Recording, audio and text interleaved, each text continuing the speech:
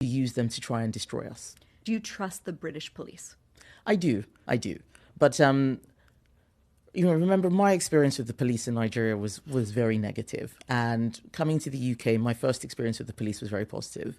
The police in Nigeria would rob us. So when people say, "Oh, I had this bad experience with the police because I'm black and they're white," I was like, "Well, I remember the police stole my brother's shoes and his watch." His shoes? Yeah, they took his shoes and his watch. It's a very poor country, so people do all sorts of things, and giving people a gun is just a license to intimidate. But that's not the bar we should use for British police. Obviously, it should be much higher.